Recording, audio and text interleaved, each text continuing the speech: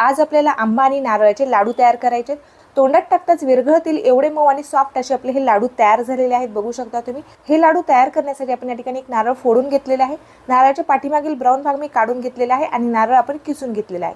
किसून घेतलेला नारळ आपला 2 कप भरलेला आहे। एखाद मिनिटभर आपल्याला नारळाचा किस तुपावरती छान असा परतून घ्यायचा आहे। आता यामध्ये आपल्याला 1 कप दूध घालून घ्यायचं आहे।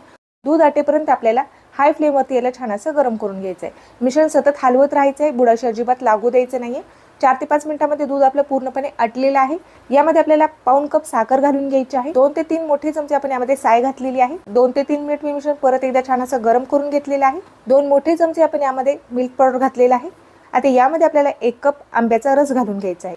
आंब्याचा गर मी मिक्सरला पाणी किंवा दूध न टाकता फिरून घेतलेला आहे। तो रस आपण यामध्ये घातलेला आहे। यामध्ये मी वेलची पावडर घालत आहे। 7 ते 8 मिनिट आपल्याला मिश्रण छान असं गरम करून घ्यायचं आहे। मिश्रण आपले छान कोरडं झाले, मिश्रण कढई सोडत आहे। लाडू बनवण्यासाठी आपलं मिश्रण तयार आहे। एका ताटामध्ये आपल्याला हे मिश्रण काढून घ्यायचं आहे। हलकंसं याला थंड होऊ द्यायचे आणि याचे आपल्याला छोटे छोटे आकाराचे लाडू तयार करून घ्यायचे।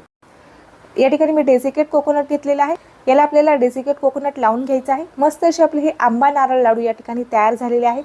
सर्व लाडू मी तयार करून घेतलेले आहेत। डिटेल रेसिपी मी चॅनलवरती अपलोड केलेली आहे।